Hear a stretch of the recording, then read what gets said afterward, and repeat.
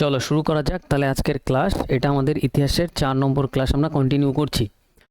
তো আজকের ক্লাসটা আমরা স্টার্ট করছি দিল্লি দিল্লি সালতানাত, দিল্লি সুলতানি আমল 1206 থেকে 1526।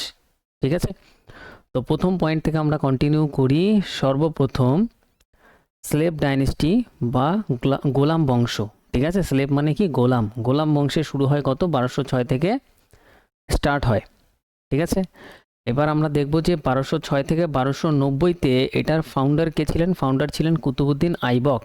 এই পয়েন্টে আমরা আগের ক্লাসে শেষ করেছিলাম। কন্টিনিউ যদি ক্লাসগুলো দেখো, রিভিশন করো, নোট তুমি কানেক্ট করে ফেলবে। তো আমরা এখান থেকে নতুন অধ্যায় স্টার্ট করছি, যেখানে আমাদের দেখছি যে এই বংশের ফাউন্ডার কে? গোলাম বংশের ফাউন্ডার হচ্ছে কুতুবুদ্দিন আইবক। 1206 থেকে 1210 পর্যন্ত, 1206 থেকে 1210 পর্যন্ত ইনি রুল করেন।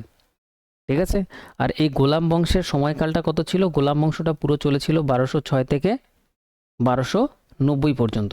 ঠিক আছে, তো 1206 থেকে 1210 গোলাম বংশের ফাউন্ডার আমরা কাকে দেখলাম? কুতুবুদ্দিন আইবক। ক্যাপিটাল মানে রাজধানী, রাজধানী কোথায় ছিল? রাজধানী ছিল লাহোর। কুতুবুদ্দিন আইবক যে গোলাম বংশ স্টার্ট করেন, ঠিক আছে, সেই গোলাম বংশের ক্যাপিটাল রাজধানী কোথায় ছিল? লাহোরে তার রাজধানী ছিল। তাহলে দুটো পয়েন্ট আমাদের কাছে ক্লিয়ার। নেক্সট হচ্ছে টাইটেল। কুতুবুদ্দিন আইবক কিছু টাইটেল নিয়েছিলেন বা তাকে টাইটেল দেওয়া হয়েছিল। একটা হচ্ছে লাক্স বক্স, পিল বক্স, কোরআন খোয়া। তিনটে টাইটেলের মানে কি? লাক্স বক্স মানে তিনি লাখ টাকার দান করেছিলেন। দেখো, একটা নতুন একটা বংশ যখন কেউ স্টার্ট করে, আনন্দই মনে আলাদা। তো লাখ লাখ টাকা হঠাৎ হাতে পেয়ে উনি কী করলেন? টাকাগুলো দান করতে শুরু করলেন। তার জন্য প্রথম যে টাইটেলটা তাকে দেওয়া হয় লাখ টাকা দান করার জন্য, তাকে দেওয়া হয় লাক্স বক্স। কাকে দেওয়া হয়? কুতুবুদ্দিন আইবককে। নেক্সট, প্রচুর হাতির দান করেছিলেন, তাই তাকে পিল বক্স বলা হয়। ঠিক আছে, আরেকটা হচ্ছে তিনি কোরআনের নিয়মিত পাঠ করতেন, তাই তাকে কোরআন খোয়া উপাধি দেওয়া হয়েছিল। তাহলে তিনটে উপাধি কুতুবুদ্দিন আইবকের সাথে যুক্ত: লাক্স বক্স, পিল বক্স, কোরআন খোয়া। ঠিক আছে, তিনটে উপাধি সম্পর্কে আমরা জানলাম। তাহলে এখানে আমরা কি ক্লিয়ার করলাম? আমরা দেখলাম যে দিল্লির যে সুলতানি আমল স্টার্ট হচ্ছে কত থেকে কত সাল পর্যন্ত চলবে? 1206 থেকে 1526 পর্যন্ত দিল্লির সুলতানি আমল, দিল্লি সালতানাত কন্টিনিউ চলবে। এর মধ্যে প্রথম যে রাজবংশ আমরা দেখব সেটা হচ্ছে আমাদের গোলাম বংশ বা স্লেভ ডাইনেস্টি। গোলাম বংশ বা স্লেভ ডাইনেস্টি, গোলাম বংশ বা স্লেভ ডাইনেস্টির ফাউন্ডার কে? ফাউন্ডার হচ্ছেন কুতুবুদ্দিন আইবক। ঠিক আছে, কুতুবুদ্দিন আইবক কত টাইম পর্যন্ত শাসন করতে পেরেছিলেন? মাত্র 4 বছর, 1206 থেকে 1210। তার যে ক্যাপিটাল ছিল, কুতুবুদ্দিন আইবকের রাজধানী কোথায় ছিল? পরীক্ষায় আসলে অ্যান্সার দিতে হবে, লাহোরে তার ক্যাপিটাল বা রাজধানী ছিল। কুতুবুদ্দিন আইবক তিনটে টাইটেল নিয়েছিল: লাক্স বক্স, পিল বক্স, আরেকটা হচ্ছে কোরআন খোয়া। পিল বক্স উপাধি কেন দেওয়া হয়েছিল? হাতির দান করেছিল। লাক্স বক্স লাখ টাকার দান করেছিল। কোরআন খোয়া কোরআন নিয়মিত পাঠ করতো, তাই কুতুবুদ্দিন আইবককে এই টাইটেলগুলো দেওয়া হয়েছিল। নেক্সট আমরা পরের পয়েন্টে আসি। কুতুবুদ্দিন আইবক 1210-এ, আচ্ছা এখানে এটা পুরোটা আসেনি, পোলো হবে এটা, পোলো বা চৌগান। খেলাটার নাম হচ্ছে পোলো। হ্যাঁ, পোলো ইংলিশে, আর বাংলাতে আমরা বলবো চৌগান খেলা। তো খেলাটা কীরকম? খেলাটা হচ্ছে তোমার ঘোড়ার ওপরে চড়তে হতো, হাতে একটা লাঠি টাইপের, লাঠি না, একটা শক্ত একটা লাঠি টাইপেরই বলতে পারো, থাকতো। ঠিক আছে, এবার খেলতো ওরা, রাজারা আলাদা আলাদা নিজেদের মতো খেলা চালু করে নিয়েছিল। তো ওই খেলা খেলতে গিয়ে তার বাজেভাবে লেগে যায় এবং সেই সময় তার মৃত্যু হয়। ঠিক আছে, ঘোড়া থেকে পড়ে গিয়ে তার মৃত্যু হয়। চৌগান অ্যাকচুয়ালি কি? লাঠি দিয়ে ঠেলা দিয়ে ঘোড়া থেকে ফেলতে হবে। তো ঠেলা খেয়ে উনি পড়ে গিয়ে মারা যায়। কে মারা যায়? কুতুবুদ্দিন আইবক। তো কুতুবুদ্দিন আইবক প্রথমে কি ছিলেন? দাস ছিলেন। তারপর তিনি একটা রাজবংশ স্টার্ট করে দেন, তার নাম হচ্ছে দাস বংশ বা গোলাম বংশ, স্লেভ ডাইনেস্টি। এবার আনন্দে উনি লাখ টাকার দান করলেন, হাতি দান করলেন, নিয়মিত কোরআনও পাঠ করতেন, তাই তাকে আলাদা আলাদা টাইটেলও দেওয়া হয়। কুতুবুদ্দিন আইবকের রাজধানী কোথায় ছিল? কারো জানা আছে রাজধানী কোথায় ছিল? লাহোর। লাহোরে ছিল তার রাজধানী। Very good. এবার কুতুবুদ্দিন আইবক তো দাস ছিল, যখন এত টাকা পয়সা এত কিছু দেখলো, মাথার মধ্যে চলতে থাকে কিছু না কিছু, চলতে চলতে ওনার মাথায় আসলো যে একবার পোলো খেলা যাক। পোলো খেলতে গেল, নিজেকে অনেক শক্তিশালী মনে করলো। ঠিক আছে, সামনের ব্যক্তি আরও ডেঞ্জার ছিল, লাঠি দিয়ে খোঁচা মারলো, ঘোড়ার ওপর বাড়ি খেয়ে খোঁচা খেয়ে নিচে পড়ে ডাইরেক্ট মৃত্যু। তাহলে কুতুবুদ্দিন আইবকের চ্যাপ্টার ক্লোজ হয়ে গেল মাত্র 4 বছরে। 1210-এ চ্যাপ্টার ক্লোজ, 1206-এ স্টার্ট হয়েছিল। ঠিক আছে, এইবারে কুতুবুদ্দিন আইবকের পরে তার জামাই হয় ইলতুৎমিশ। তার গদিতে বসে ইলতুৎমিশ। ইলতুৎমিশ কে ছিল? তার দাস ছিল, আবার তার জামাইও ছিল। বোঝা গেল? লাহোরে মৃত্যু হয় এই কুতুবুদ্দিন আইবকের, কোথায় মৃত্যু? লাহোরে মৃত্যু হয়, আর কবরও তার লাহোরেই দেওয়া হয়। ঠিক আছে, কুতুবুদ্দিন আইবকের মৃত্যুও লাহোরে হয়, আর তার কবরটাও কোথায় দেওয়া হয়? লাহোরেই তার কবর দেওয়া হয়। প্রত্যেকটা পয়েন্ট আমাদের কাছে ভেরি ক্লিয়ার। তো কুতুবুদ্দিন আইবক সম্পর্কে এটুকু জানলেই হবে। এবার কুতুবুদ্দিন আইবক থেকে নেক্সট যে শাসক আসবে আমরা তার সম্পর্কে দেখবো, সে হচ্ছে ইলতুৎমিশ। ইলতুৎমিশ কে ছিল? কুতুবুদ্দিন আইবকের জামাই ছিল। জামাই। ঠিক আছে, তাহলে এবার ইলতুৎমিশের কাহিনী স্টার্ট করি। ইলতুৎমিশ, আমাদের পিকচারে আছে এখন ইলতুৎমিশ। ইলতুৎমিশের তাহলে সময়কাল শুরু হবে 1210-এর পরে 1211 থেকে 1236 পর্যন্ত তার কাহিনী চলবে। ঠিক আছে, 25 বছরের কাহিনী। তাহলে ইলতুৎমিশ শাসনকাল কত? 1211 থেকে 1236, 25 ইয়ার্স ইলতুৎমিশের কাহিনী আমরা পড়ব। একেই দিল্লির সুলতানি বংশের অ্যাকচুয়াল ফাউন্ডার বলা হয়। আচ্ছা, দিল্লির সুলতানি বংশের যদি বলে, দিল্লির সুলতানি বংশের কি বংশের? দিল্লির সুলতানি বংশের আসল শাসক কে বা অ্যাকচুয়াল ফাউন্ডার কে? তাহলে তোমরা কার নাম বলবে? ইলতুৎমিশের নাম বলবে। এর পিছনে একটা রহস্য আছে, কেন তাকে অ্যাকচুয়াল ফাউন্ডার বলা হয়। এই যে আগে আমরা দেখলাম না, কুতুবুদ্দিন আইবক ইনি না সেনাপতির স্থানে বসেই পুরো শাসন করতেন, কখনো মানে নিজেকে সুলতান হিসেবে ঘোষণা করেননি। এরপর যে ইলতুৎমিশ আসলো, ইলতুৎমিশ কে ছিল? কুতুবুদ্দিন আইবকের জামাই ছিল। Very good. একে দিল্লি সুলতানি বংশের অ্যাকচুয়াল ফাউন্ডার বলা হয়। পরীক্ষায় কোশ্চেন আসবে, আর এটা very very very important question. আমরা কিন্তু এটার অ্যান্সার ইলতুৎমিশই করব। ইলতুৎমিশকেই ভারতের প্রথম সুলতান বলা হয়। তাহলে ইলতুৎমিশকে ভারতের প্রথম সুলতান বলা হয়। আরেকটা ইম্পর্টেন্ট পয়েন্ট, তাহলে ভারতের প্রথম সুলতান কাকে বলা হয়? কি বলবে? ইলতুৎমিশ। ঠিক আছে, দুটো পয়েন্ট ভেরি ভেরি ইম্পর্টেন্ট। কারণ তাকে সুলতানের উপাধি দেওয়া হয় বাগদাদের খলিফার দ্বারা। এর আগে আমরা দেখেছিলাম যে বাগদাদের খলিফারাই টাইটেলগুলো দেয়। তো বাগদাদের খলিফা যদি তাকে টাইটেল দিয়ে দেয়, তাহলে সেই টাইটেলটা একদম পার্মানেন্ট টাইটেল। তাহলে সুলতান টাইটেলটা ইলতুৎমিশকে কারা দিয়েছিল? বাগদাদের খলিফারা দিয়েছিল। এর জন্যই একে অ্যাকচুয়াল ফাউন্ডারও বলা হয়, আর একেই ভারতের প্রথম সুলতানও বলা হয়। তাহলে পরীক্ষায় আমাদের ভেরি ইম্পর্টেন্ট কোশ্চেন আসবে, ভারতের প্রথম সুলতান আমরা বলবো ইলতুৎমিশ। ইলতুৎমিশের ব্যাকগ্রাউন্ড কি? তিনি ছিলেন কুতুবুদ্দিন আইবকের জামাই। ইলতুৎমিশের সময়কাল কত? 1211 থেকে 1236। ওকে, নেক্সট দেখো 1215 থেকে 1216। 1215 থেকে 1216-তে কী হয়? থার্ড ব্যাটেল অফ তরাইন, তরাইনের তৃতীয় যুদ্ধ হয়। তরাইনের তৃতীয় যুদ্ধ কাদের কাদের মধ্যে হয়? ইলতুৎমিশের সাথে ইলদিয়াজের হয়। হ্যাঁ, ইয়ালদাজের হয়। ইলদিয়াজ না, ইয়ালদাজ। এবার ইয়ালদাজ কে ছিলেন? ইয়ালদাজ ছিলেন মোহাম্মদ গনির খাস গোলাম। আমরা মোহাম্মদ গনি যখন দেখেছিলাম তখন দেখবো এখানে 3-4 জনের মধ্যে ইয়ালদাজের নাম এসেছিল। ঠিক আছে, ইয়ালদাজের নাম ওখানে এসেছিল। আমি উপর দিকে নিয়ে গেলে আমরা ইয়ালদাজ পাবো, নিয়ে যাই তাহলে একটু দেখি। এই যে ইয়ালদাজ, ঠিক আছে,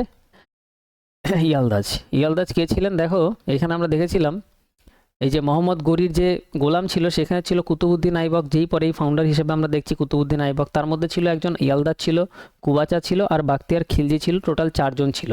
4 জনকে আমরা দেখেছিলাম। ঠিক আছে, রিলেট কোথা দিয়ে কোথায় হচ্ছে, তাহলে আমরা ওই ইয়ালদাজকে এখানে দেখতে পাবো। ইয়ালদাজ যখন দেখছে কুতুবুদ্দিন আইবক তার জামাই মিলে এত সব কিছু করে যাচ্ছে, তখন ইয়ালদাজ আর সহ্য করতে না পেরে ইয়ালদাজ অ্যাটাক করে। যে ব্যাটেলটা হয় কত? 1215 থেকে 1216। কার কার মধ্যে হয়? ইলতুৎমিশের সাথে হয় ইয়ালদাজের। কিন্তু ইলতুৎমিশ এই যুদ্ধে জিতে যায় আর ইয়ালদাজ এই যুদ্ধে হেরে যায়। বোঝা গেল? আর ইয়ালদাজ কে ছিল? মোহাম্মদ গনির খাস গোলাম ছিলেন। ঠিক আছে, এবারে ইলতুৎমিশ কী করলো? ইলতুৎমিশ আরামসে জিতে গেল, কিন্তু এখানে ইম্পর্টেন্ট কোশ্চেন কি আসবে? তরাইনের থার্ড ব্যাটেল কত সালে হয়? 1215, 1216 সঠিক অ্যান্সার হবে। ভেরি ইম্পর্টেন্ট কোশ্চেন এখান থেকে আসবে। তরাইনের থার্ড ব্যাটেল কবে হয় এবং কাদের মধ্যে হয়? কাদের মধ্যে হয়? ইলতুৎমিশ আর ইয়ালদাজের মধ্যে হয়। ইলতুৎমিশ সিঙ্গেল যদি সাল বলে তাহলে কোন সালটা হবে? সিঙ্গেল সাল যদি পরীক্ষায় যদি 1215 থাকে তাহলে এটা কারেক্ট করবে, 1216 থাকলে এটা কারেক্ট করবে, যে দুটো একসাথে দেবে না। ওকে, নেক্সট আমরা আসি। ইলতুৎমিশের দ্বারা রূপা আর তামার কয়েন চালু করা হয়। ইলতুৎমিশ কি করে? রূপা আর তামার দুখানা কয়েন চালু করে। ইলতুৎমিশ চালু করে। ইলতুৎমিশ যেটা রূপার কয়েন চালু করে তাকে টাঙ্কা, হ্যাঁ, বা টাকা বলা হয়। টাকা বা টাঙ্কা বলা হয়।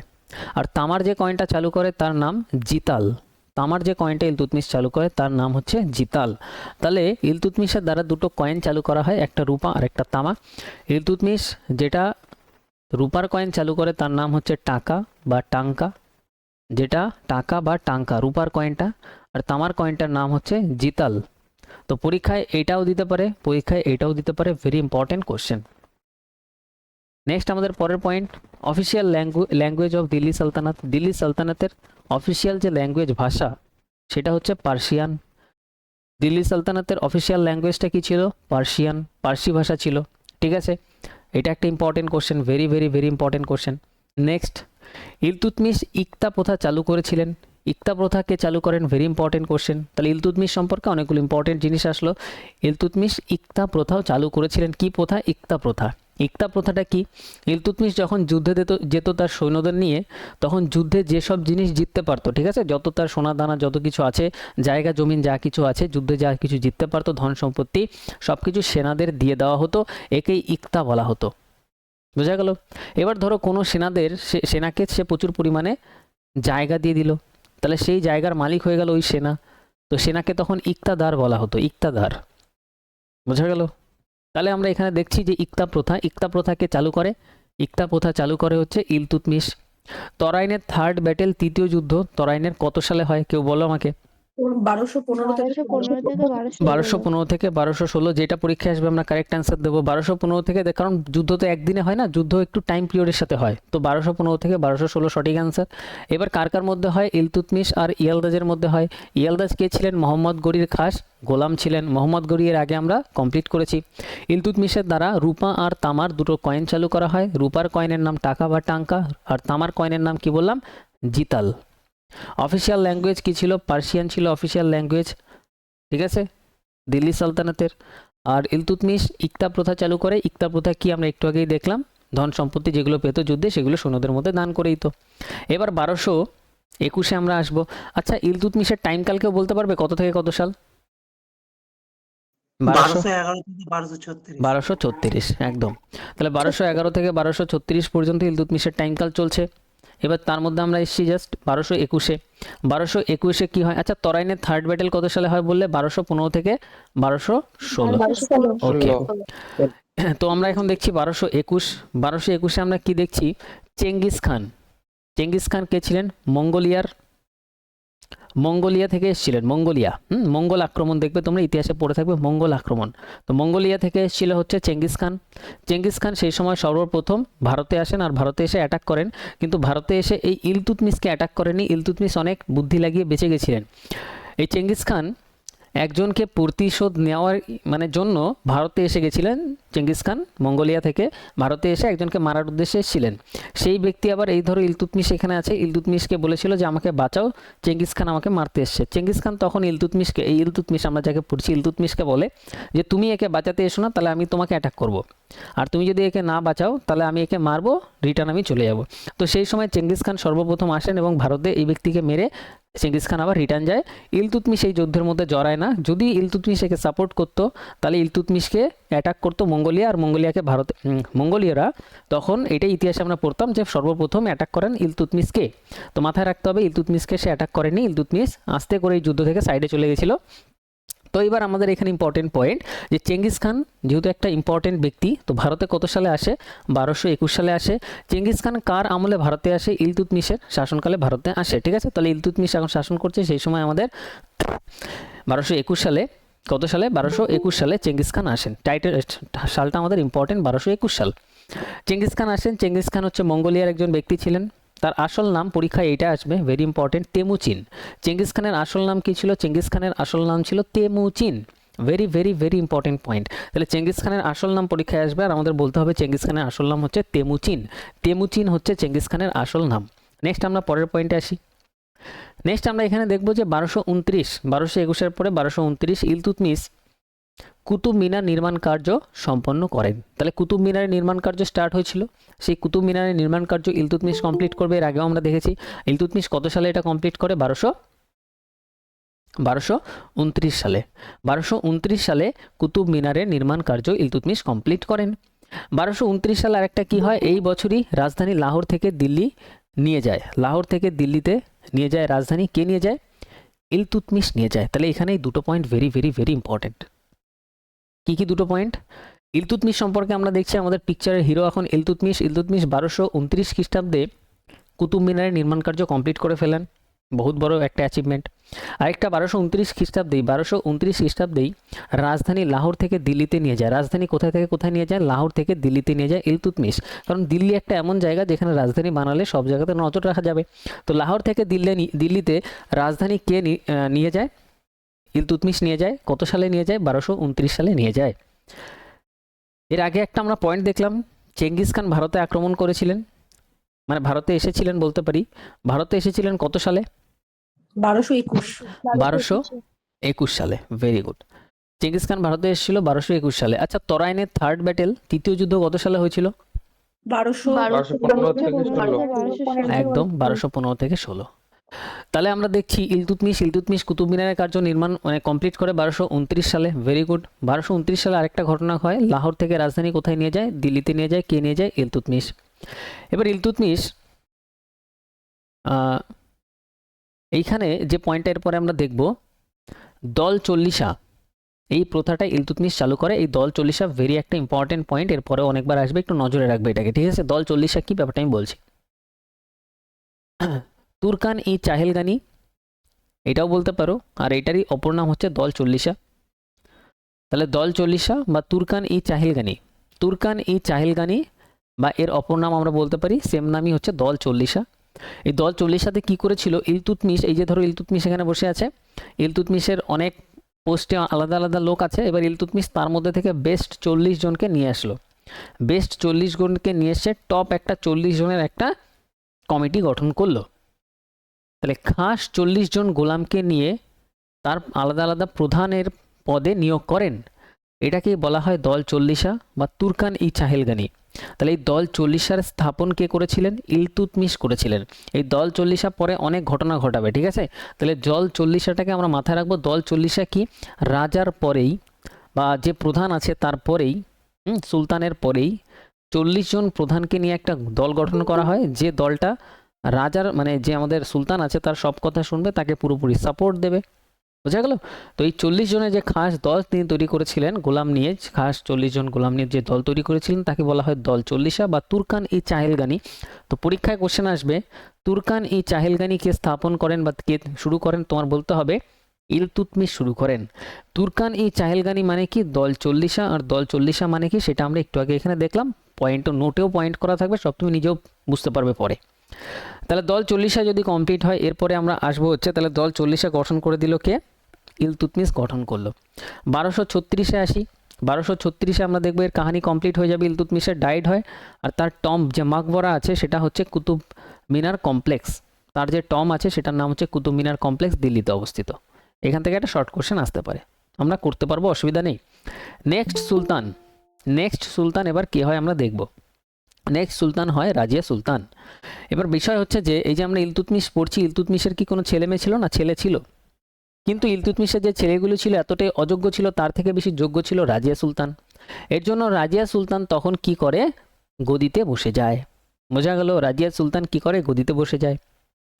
তাহলে ইলতুৎমিশের মেয়ে ছিল হচ্ছে রাজিয়া সুলতান, আর রাজিয়া সুলতান একমাত্র মহিলা শাসক যিনি দিল্লির সিংহাসনে বসেন, প্রথম এবং একমাত্র। এরপরে আর কেউ বসেনি না, প্রথম এবং একমাত্র মহিলা শাসক যিনি দিল্লির সিংহাসনে বসেন। পরীক্ষায় এইখান থেকে কোশ্চেন আসে। তাহলে আমাদের বলতে হবে দিল্লি সিংহাসনে বসেন প্রথম এবং একমাত্র মহিলা শাসক, তার নাম হচ্ছে রাজিয়া সুলতান। রাজিয়া সুলতান, দেখো সুলতান এটা হচ্ছে ছেলেদের ক্ষেত্রে আমরা সুলতান ইউজ করি, কিন্তু রাজিয়া এমনই তার বিহেভিয়ার ছিল, তার পোশাক আশাক ছিল, তার হাবভাব ছিল পুরোটাই ছেলেদের মতন বা ছেলেদের থেকেও বেটার। এর জন্য একে সুলতানই বলতো সবাই, রাজিয়া সুলতান বলা হতো। বোঝা গেল? তাহলে আমরা এখন দেখছি যে ইলতুৎমিশের কাহিনী কমপ্লিট হলো 1211 থেকে 1236 সালে। এর আগে ছিল কুতুবউদ্দিন আইবক 1206 থেকে 1210। কুতুবউদ্দিন আইবকের মৃত্যু কোন খেলা খেলতে গিয়ে হয়েছিল কেউ বলতে পারবে? পোলো খেলায় বা পোলো, চৌগান পোলো খেলায়। বা চৌগান। হ্যাঁ, পরীক্ষায় কোশ্চেন আসে পোলো বা চৌগান খেলা খেলতে গিয়ে কোন শাসকের মৃত্যু হয়েছিল, তখন তোমার অ্যান্সার হবে কুতুবউদ্দিন আইবক, যেটা আমি ডিটেলস একটু আগে কমপ্লিট করলাম। কুতুবউদ্দিন আইবকের পরে তার জামাই ছিল, তার স্লেভ ছিল ইলতুৎমিশ। ইলতুৎমিশের মেয়ে, ইলতুৎমিশের কাহিনী আমরা কমপ্লিট করলাম 1211 থেকে 1236। এরপর আমরা কার কাহিনীতে ঢুকলাম? আমরা ঢুকলাম রাজিয়া সুলতান। রাজিয়া সুলতান কে ছিল? ইলতুৎমিশের মেয়ে ছিল। Very good. প্রথম আর একমাত্র মহিলা শাসক ছিল, ইম্পর্টেন্ট পয়েন্ট, নোট করার মতো পয়েন্ট। রাজিয়া সুলতানের প্রেমিক ছিল আবার, প্রেমিকের নাম ইয়াকুত খান। ইয়াকুত খান রাজিয়া সুলতানের প্রেমিকও আমরা দেখলাম হিস্ট্রিতে, আমাদের পিকচারে এখন রাজিয়া সুলতানের প্রেমিকের নাম ইয়াকুত খান। এইবার কি হয় 1240 সালে, 1240 সালে পাঞ্জাবের ভাতিন্ডা, আমরা একটা জায়গা দেখেছিলাম, তুমি পাঞ্জাবি ভাবো, পাঞ্জাবে আছি আমরা এখন। পাঞ্জাবের ভাতিন্ডা নামক একটা স্থানে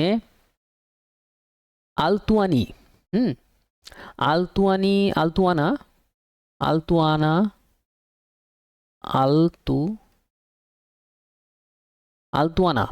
আলতুয়ানারা কি করে? আলতুয়ানা বিদ্রোহ শুরু করে।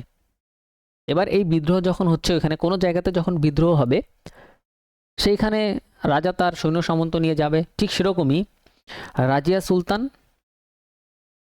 সুলতান বিদ্রোহ নিয়ন্ত্রণের জন্য রাজিয়া সুলতান আর তার প্রেমিক ইয়াকুত খান দুজনে মিলে সৈন্য সামন্ত নিয়ে যাচ্ছে সেই বিদ্রোহকে মেটাবে। বোঝা গেল? কিন্তু যাওয়ার পরে ঘটনা উল্টো ঘটলো। এরা নিয়ন্ত্রণ করতে গেছিল, উল্টো এদের ওপরে নিয়ন্ত্রণ করে ফেলে। এবার বিষয় হচ্ছে এই যে ইয়াকুত খান যে আছে তার প্রেমিক, রাজিয়া সুলতানের প্রেমিক, দুজন মিলে যায়, রাজিয়া সুলতান আর ইয়াকুত খানকে সোজাসুজি ধরে হত্যা করে ফেলে। ঠিক আছে, ইয়াকুত খানকে হত্যা করে। আর রাজিয়া সুলতানকে তারা কি করে? বন্দি করে। রাজিয়া সুলতান মেয়ে ছিল বলে বেঁচে গেছে, বন্দি করেছে। বন্দি করে এরপর রাজিয়া সুলতান প্ল্যান করলো যে এই রাজিয়া সুলতান না আলতুয়ানা প্ল্যান করলো যে রাজিয়া সুলতানকে আমি বিয়ে করে নিই। এরপর রাজিয়াও দেখলো যে আমার তো প্রেমিক মারাই গেছে, বেঁচে থাকতে গেলে বিয়ে করতেই হবে। এরপর রাজিয়া সুলতান কি করে? আলতুয়ানাকে বিবাহ করে। তো বোঝা গেল কোথা দিয়ে কাহিনীটা কোথায় গেল। প্রেমিক আর প্রেমিকা দুজন মিলে অ্যাটাক করতে গেল, প্রেমিক মারা গেল। তারপর আলতুয়ানা রাজিয়াকে বিয়ে করলো, বললো তোমাকে এবার জীবনদান দিয়ে দিচ্ছি, তুমি আমাকে বিয়ে করলেই হবে। তো রাজিয়াকে বিয়ে করলো কে? এখন আলতুয়ানা। ওকে। এবং তারা পাঞ্জাব থেকে দিল্লির উদ্দেশ্যে রওনা দেয়। পাঞ্জাবের তাহলে এই ঘটনাগুলো ঘটলো, পাঞ্জাব থেকে এবার দিল্লির উদ্দেশ্যে তারা যাচ্ছে।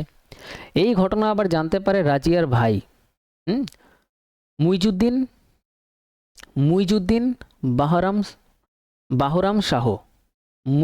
বাহরাম শাহ। ঠিক আছে, বাহরাম শাহটা মাথায় রাখলেও হবে। তাহলে মুইজুদ্দিন বাহরাম শাহ এই ঘটনাটা জানতে পারে। দেখো, রাজিয়া সুলতানের ভাই ছিল। রাজিয়া সুলতানের ভাই অ্যাকচুয়ালি রাজিয়া সুলতানের জায়গাতে গদিতে বসার কথা ছিল, কিন্তু রাজিয়া সুলতান এতটাই পাওয়ারফুল ছিল অ্যাকচুয়ালি, আর জনগণের পুরো জনতারও সাপোর্ট ছিল রাজিয়া সুলতানকেই, এর জন্য তার ভাইরা গদিতে বসতে পারেনি। তো যখন দেখলো এই ঘটনাগুলো এখানে ঘটছে, তখন ভাই প্ল্যান করলো, মুইজুদ্দিন বাহরাম শাহ রাজিয়া সুলতানের ভাই প্ল্যান করলো রাজিয়া সুলতানকে পথ থেকে হাঁটাতে হবে। হ্যাঁ, তো মুইজুদ্দিন বাহরাম শাহ এবং তিনি এই যে মুইজুদ্দিন বাহরাম শাহ যে ছিলেন রাজিয়া সুলতানের ভাই, এদের দুজনকে মারতে লোক পাঠায়। এবার লোক হিসেবে কাদের পাঠায় বলো তো? লোক হিসেবে পাঠায় সেই দল 40কে। দল 40 আমরা একটু আগেই দেখলাম যে ইলতুৎমিশ গঠন করেছিল 40 জন খাস গোলাম নিয়ে। সেই দল 40কে পাঠিয়ে দেয় রাজিয়া সুলতান আর আলতুয়ানা যাকে বিয়ে করেছিল দুজনকে মারার জন্য। রাজিয়া এবং আলতুয়ানাকে কৈথাল নামক স্থানে তারা হত্যা করে। কারা? দল 40। দেখো, দল 40 তো আমার নিজস্ব দল। এবার দল 40 যখন আমার সামনে আসবে, রাজিয়া সুলতান তো ভাববে নিজের লোকই এসছে, আলতুয়ানাও ভাববে তো রাজিয়া সুলতানেরই লোক। এইবার দল 40 এসে তাকে মেরে ফেলে। আর দল 40 কেন মারে? দল 40 তার কারণ হচ্ছে রাজিয়া সুলতান একটা মেয়ে হয়ে ওই 40 জন ছেলের ওপরে শাসন করত, সেটা তাদের আবার পছন্দ হতো না। এর জন্য তারাও ভিতরে ক্ষোভে ছিল যে সুযোগ পেলে রাজিয়া সুলতানকে মারবে। তো এইটা একটা ভালো সুযোগ পেয়েছে, আলতুয়ানা আর রাজিয়া সুলতানকে একসাথে মেরে দেয়। কোন স্থানে মেরে দেয়? পাঞ্জাব থেকে তারা যখন দিল্লির উদ্দেশ্যে যাচ্ছিল, একটা জায়গা আছে, জায়গাটার নাম হচ্ছে কৈথাল। কৈথাল কোথায় পড়ে? কৈথাল হচ্ছে হরিয়ানাতে পড়ে। হরিয়ানার কৈথাল শহরে মেরে ফেলে। তো রাজিয়া সুলতানের টম বা মাকবারা কৈথালে অবস্থিত। কৈথাল কোথায়? হরিয়ানাতে অবস্থিত। বুঝে গেল? পুরো কাহিনী কমপ্লিট করলাম এখানে। তাহলে এখানে রাজিয়া সুলতান এইভাবে আমাদের পুরো কাহিনীতে চলে আসলো। রাজিয়া সুলতান আসলো, তার প্রেমিক আসলো, আলতুয়ানা আসলো, আবার রাজিয়া সুলতানের ভাইও আসলো। রাজিয়া সুলতানের নাম হচ্ছে মুইজুদ্দিন বাহরাম শাহ, আমরা পিকচারে নিয়ে আসলাম। বোঝা গেল? এবার নেক্সট আমরা পরের পয়েন্টে আসি। আমাদের পরের পয়েন্ট হচ্ছে 1240 থেকে 1242। দিল্লির সিংহাসনে এরপর কে বসেন? মুইজুদ্দিন বাহরাম শাহ। আচ্ছা, মুইজুদ্দিন বাহরাম শাহটা কে? কেউ বলতে পারবে এই মুইজুদ্দিন বাহরাম শাহটা কে? রাজিয়ার ভাই। রাজিয়া সুলতানের, একদম রাজিয়া সুলতানের ভাই।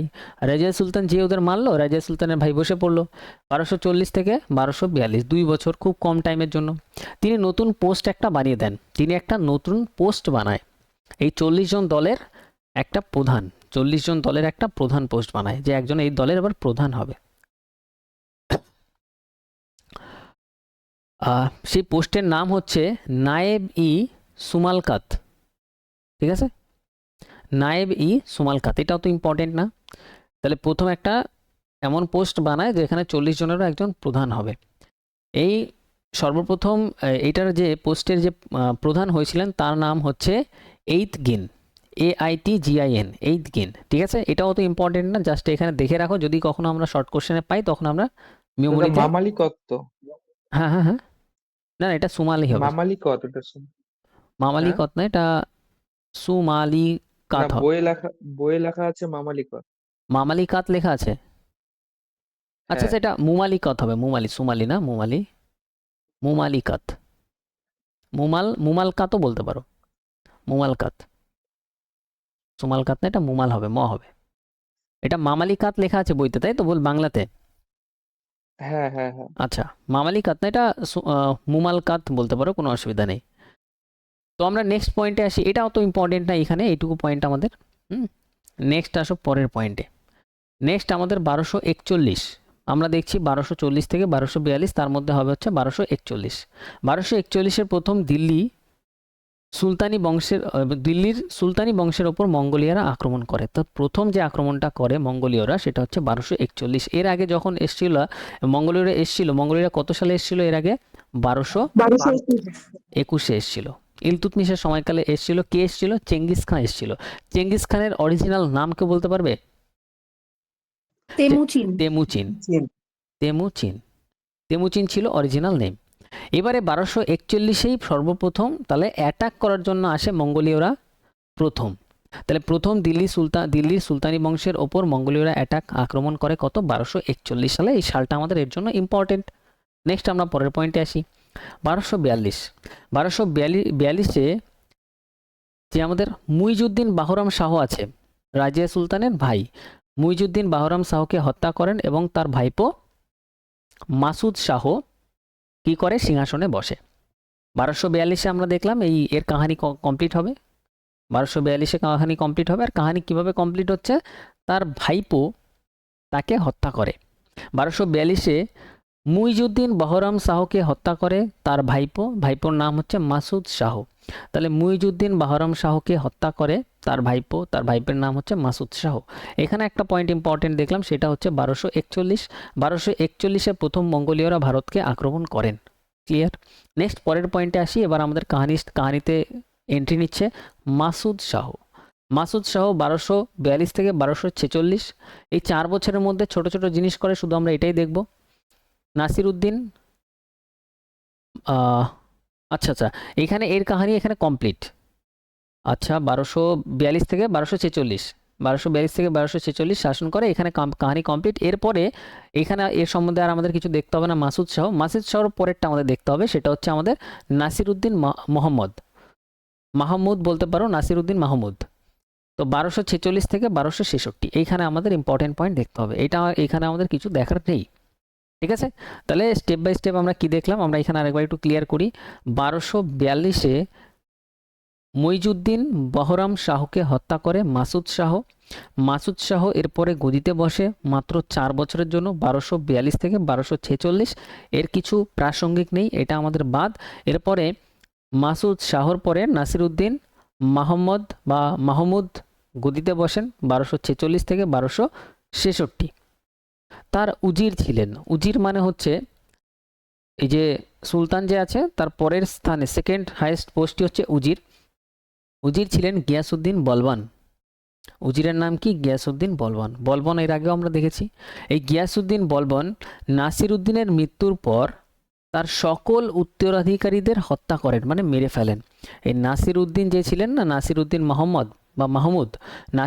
মাহমুদ, এই যখন এর মৃত্যু হয়, তার উজির ছিলেন কে? নাসিরউদ্দিন মাহমুদের উজির ছিলেন গিয়াসউদ্দিন বলবন কি করেন? নাসিরউদ্দিনের মৃত্যুর পর তার সকল উত্তরাধিকারীদের মেরে ফেলেন। তাহলে সকল উত্তরাধিকারী যখন মরে যায়, তখন সিংহাসনে এবার কে বসবেন? এবার বসবেন বলবন। তখন গিয়াসউদ্দিন বলবন এবার সিংহাসনে বসেন।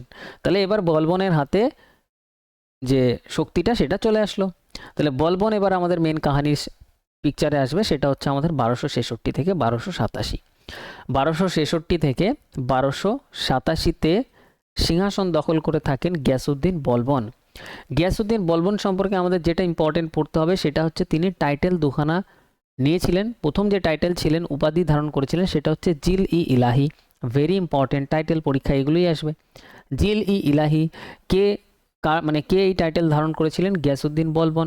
এই টাইটেলের এক্সাক্ট মানে হচ্ছে শ্যাডো অফ গড, মানে ভগবানের ছায়া। তিনি নিজেকে ভগবানের ছায়া উপাধি দিয়েছিলেন, জিল ই ইলাহি উপাধি দিয়েছিলেন। তাহলে জিল ই ইলাহি উপাধি কে নিয়েছিলেন? গিয়াসউদ্দিন বলবন। আরেকটা টাইটেল তিনি নিয়েছিলেন, তার নাম হচ্ছে নিয়াবত ই খুদাই। নিয়াবত ই খুদাই, নিয়াবত ই খুদাই মানে হচ্ছে আল্লাহের প্রতিনিধি।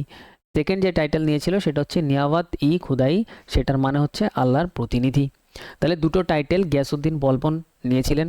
গিয়াসউদ্দিন বলবনের সময়কাল 1266 থেকে 1287। গিয়াসউদ্দিন বলবন ইম্পর্টেন্ট, তাই আমরা গিয়াসউদ্দিন বলবন সম্পর্কে দেখব। গিয়াসউদ্দিন বলবন হচ্ছে রাজত্ব করেছিল 1266 থেকে 1287 পর্যন্ত। গিয়াসউদ্দিন বলবন সম্পর্কে প্রথম যে ইম্পর্টেন্ট পয়েন্ট সেটা হচ্ছে তিনি দুটো টাইটেল নিয়েছিলেন। প্রথম যে টাইটেল ছিল তার নাম জিল ই ইলাহি। জিল ই ইলাহি মানে হচ্ছে শ্যাডো অফ গড। আরেকটা টাইটেল নিয়েছিলেন, তার নাম হচ্ছে নিয়াবত ই খুদাই। নিয়াবত ই খুদাই মানে হচ্ছে আল্লাহের প্রতিনিধি। বোঝা গেল? তাহলে দুটো টাইটেল ভেরি ইম্পর্টেন্ট। এরপরে নেক্সট কী আছে বলবন সম্পর্কে? গিয়াসউদ্দিন বলবন সম্পর্কে, গিয়াসউদ্দিন বলবন এই যে দল 40 যে ছিল, 40 জনের একটা সংগঠন যে ছিল সেটাকে ধ্বংস করে দেয়। কারণ গিয়াসউদ্দিন বলবন প্রথম দিয়ে একটা জিনিস দেখছিল, এই দল 40 রাজার পরেই 40 জনের যে দল আছে প্রচুর পরিমাণে শক্তিশালী হয়ে উঠছে ক্রমাগত। তো উনি এটা বুঝতে পেরেছিলেন এবং এই দল 40কে নষ্ট করে দিয়েছিলেন। কারণ এই দল 40 হত্যা করেছিল কাকে? হত্যা করেছিল হচ্ছে রাজিয়া সুলতানকে। বোঝা গেল? তাহলে এরা প্রচুর পরিমাণে ভেতরে চক্রান্ত করতে পারে, সেটা দেখে গিয়াসউদ্দিন বলবন এই দল 40কে নষ্ট করে দেয়। তাহলে ইম্পর্টেন্ট পয়েন্ট যে দল 40কে চালু করে, কেউ বলতে পারবে দল 40কে প্রথম চালু করে? দল 40 চালু করে ইলতুৎমিশ। আর দল 40 খতম কে করে দেয়, ভঙ্গ কে করে দেয়? তার নাম হচ্ছে গিয়াসউদ্দিন বলবন। Very good. এবার গিয়াসউদ্দিন বলবন যখন, আমরা যেটা ইম্পর্টেন্ট সেটা আমরা ভালো করে দেখব। গিয়াসউদ্দিন বলবন সম্পর্কে আমরা দেখব যে তিনি এবারে কি করেন, দুখানা প্রথা চালু করেন। একটার নাম হচ্ছে সিজদা আর একটা হচ্ছে প্যায়বোস। সিজদা আর পাইবোস বা প্যায়বোস। সিজদা মানে কি? মাথা নিচু করা। যখন সুলতানের সামনে যাবে মাথা নিচু করবে। গিয়াসউদ্দিন বলবন এটা চালু করেন, দুটো জিনিস সিজদা আর প্যায়বোস। সিজদা মানে হচ্ছে মাথা নিচু করবে, আর হচ্ছে পাইবোস মানে হচ্ছে পায়ে শুয়ে চুমু খেতে হবে। বোঝা গেল? তাহলে আলাদাই কনসেপ্ট এদের মাথায় চলে। এদের মাথায় কীভাবে উন্নতি করবে সেই সব না চলে এইসব চলছে এখন। ঠিক আছে, যাই হোক, এগুলো খুব বাজে জিনিস। তো দুটো জিনিস চালু করে, একটা সিজদা একটা প্যায়বোস। কেউ যদি কারোর সামনে গিয়ে রেসপেক্টের সাথে অটোমেটিক মাথা নিচু করে তাহলে এটা রেসপেক্ট, আর জোর করে যদি মাথা নিচু করানো হয় এটা জুলুম। জুলুম খুব বাজে জিনিস। তাহলে দুটো জিনিস চালু করে গিয়াসউদ্দিন বলবন, বল প্রয়োগ করে দুটো জিনিস চালু করে, একটা সিজদা একটা প্যায়বোস। সিজদা হচ্ছে মাথা নিচু করা, মানে সুলতানের সামনে গিয়ে মাথা অবশ্যই নিচু করতে হবে, নাহলেই মাথা কেটে বাদ। আর আরেকটা হচ্ছে প্যায়বোস। প্যায়বোস মানে হচ্ছে শুয়ে পায়ে চুমু খেতে হবে। বোঝা গেল? পরীক্ষায় এটা অপশানে দিতে পারে যে প্যায়বোসের মানে কি, চারটে আলাদা অপশান দিতে পারে। এই অপশান অনেকের মাথাতেই আসবে না যে এটার মানে এটাও হতে পারে। নেক্সট আমরা পরের পয়েন্টে আসি। আরেকটা জিনিস চালু করেছিল আয়রন অ্যান্ড ব্লাড, লৌহ এবং রক্তনীতি। তো পরীক্ষায় আমাদের এখানে কোশ্চেন আসে লৌহ এবং রক্তনীতিকে চালু করেন, আমাদের অ্যান্সার দিতে হবে Ghiyasuddin Balban. Very important point. তাহলে গিয়াসউদ্দিন বলবন যেটা আমাদের চালু করেন, সবার প্রথমে আমরা দেখলাম কি কি চালু করেন, সিজদা আর প্যায়বোস চালু করেন। আরেকটা চালু করেন আয়রন অ্যান্ড ব্লাড, লৌহ এবং রক্তনীতি। এবার এখানে সবথেকে ইম্পর্টেন্ট হচ্ছে বলবন যে দুটো টাইটেল নিয়েছিল তার একটা টাইটেলের নাম হচ্ছে জিল ই ইলাহি, আর একটা টাইটেলের নাম হচ্ছে নিয়াবত ই খুদাই। নিয়াবত ই খুদাই আর একটা টাইটেলের নাম কি বললাম? জিল ই ইলাহি। এরপরে যখন শর্ট কোশ্চেন অ্যান্সারে পড়বো আরও ভালোভাবে মাথায় থাকবে। নেক্সট পয়েন্টে আসো 1287। 1287-তে মঙ্গোলীয়রা দিল্লিতে দ্বিতীয়বার আক্রমণ করেন। আচ্ছা, মঙ্গোলীয়রা সর্বপ্রথম কত সালে আক্রমণ করেছিল বলো তো? 1221। 1241। 1241। 1221-এ সর্বপ্রথম এসেছিল কিন্তু আক্রমণ করেনি। আমার কোশ্চেন হচ্ছে মঙ্গোলীয়রা সর্বপ্রথম ভারতে আক্রমণ কত সালে করেছিল? ভারতে আক্রমণ সর্বপ্রথম করেছিল 1241-এ। দেখো 1241-এ প্রথম সুলতান বংশের ওপর মঙ্গোলীয়রা আক্রমণ করে। মঙ্গোলীয়রা সুলতান বংশের ওপর প্রথম আক্রমণ কত সালে করে? 1241-এ। ভারতে, তাহলে 1221 দিয়ে কোশ্চেনটা কি আসবে? মঙ্গোলীয়রা ভারতে সর্বপ্রথম কত সালে এসেছিল? 1221-এ। আর সর্বপ্রথম আক্রমণ 1221টা অত ইম্পর্টেন্ট না, কিন্তু আমাদের ওইখান থেকে কোশ্চেন আসবে যে চেঙ্গিস খান সর্বপ্রথম ভারতে কত সালে এসেছিল। তো চেঙ্গিস খান ভারতে এসেছিল কত সালে? 1221 সালে। এটা আমাদের এখান থেকে কোশ্চেন আসবে। আর আমাদের যদি কোশ্চেন আসে যে মঙ্গোলীয়রা সর্বপ্রথম আক্রমণ সুলতান বংশের ওপর মঙ্গোলীয়রা সর্বপ্রথম আক্রমণ কত সালে করেছিল, অ্যান্সার হবে 1241। আর সুলতান বংশের ওপর দ্বিতীয়বার কবে আক্রমণ করেছিল, দ্বিতীয়বার 1287। মঙ্গলরা দিল্লিতে দ্বিতীয়বার আক্রমণ করে। তাহলে প্রথম আক্রমণ মঙ্গলরা কত সালে করে, 1241। আর সেকেন্ড আক্রমণ করে 1287। 1287। ঠিক আছে, দুটো সাল ইম্পর্টেন্ট। তাহলে 1287তে আক্রমণ করে। আর আচ্ছা, এই আক্রমণটা করলো, ঠিক আছে। এইখানে আমরা আরেকটু দেখি, বলবনের টাইমকাল কত, 1266 থেকে 1287। আর মঙ্গলরা আক্রমণ কত সালে করে, 1287 সালে করে, ঠিক আছে, লাস্ট যখন সেকেন্ডবার আক্রমণ করে। তো মঙ্গলরা কি করে, দিল্লিতে দ্বিতীয়বার আক্রমণ করলো। এই আক্রমণে শেহজাদা মোহাম্মদ মারা যায়। এই শেহজাদা মোহাম্মদটা কে ছিল, শেহজাদা মোহাম্মদ ছিল হচ্ছে বলবনের পুত্র।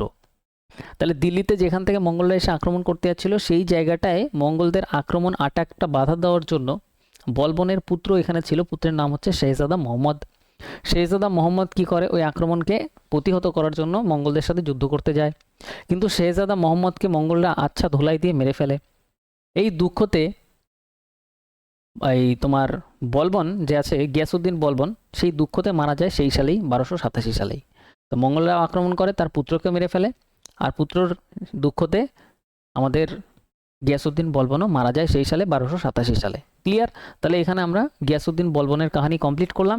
কিন্তু গিয়াসউদ্দিন বলবনের মধ্যে অনেকগুলো ইম্পর্টেন্ট পয়েন্ট আসলো, তার দুটো টাইটেল, একটা ছিল জিল ই ইলাহি, আর একটা হচ্ছে নিয়ামত ই খুদাই। আরেকটা ইম্পর্টেন্ট পয়েন্ট এখানে দেখলাম সিজদা আর প্যাবস প্রথা এখানে চালু করেছিল। আরেকটা ইম্পর্টেন্ট পয়েন্ট দেখলাম আয়রন অ্যান্ড ব্লাড নীতি শুরু করেছিলেন। আর 1287 সালে মঙ্গলরা দ্বিতীয়বার আমাদের দিল্লিতে আক্রমণ করেছিলেন। নেক্সট আমরা পরের চ্যাপ্টারে নিয়ে আসি।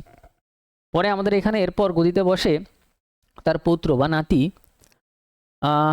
কোয়াকোবাদ, ঠিক আছে। এটা অনেক বইতে অনেক রকম, ইংলিশে 2 রকম বানান আছে, বাংলাতেও 2-3 রকমভাবে লেখা আছে। তো মাথায় রাখবে এটা স্পেলিংটা এরম টাইপেরই হবে, কোয়াকোবাদ। কোনো একটা ইংলিশ বইতে দেখবে কিউ কে দিয়ে শুরু, আর একটা কোনোটা কিউ দিয়ে শুরু, দুটোই কারেক্ট। কোয়াকোবাদ হচ্ছে তারপরে গদিতে বসে। আমরা দেখলাম, আমরা একবার মেমোরিতে আনার চেষ্টা করি, আমরা দেখলাম বলবনের কাহিনী। বলবনের পরে তার নাতি আসলো, নাতির নাম কোয়াকোবাদ। এটা ছিল মহা অযোগ্য নাতি, ঠিক আছে। তো 1287 থেকে 1290, এর আবার উজির ছিল কোয়াকোবাদের উজির মানে তার সেকেন্ড হাইস্ট পোস্টে যে আছে। উজিরের নাম হচ্ছে মালিক ফিরোজ। কি নাম, উজিরের নাম হচ্ছে মালিক ফিরোজ।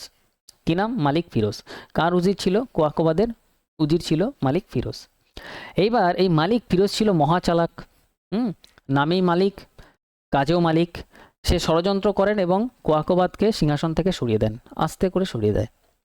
এবার কোয়াকোবাদের পরে লাস্ট সুলতান, ঠিক আছে, লাস্ট সুলতান, এই যে এই বংশের লাস্ট সুলতান, আমরা কোন বংশ পড়ছি, আমরা গোলাম বংশ পড়ছি, ঠিক আছে। এই গোলাম বংশের লাস্ট সুলতান হচ্ছে কেমুর্জ,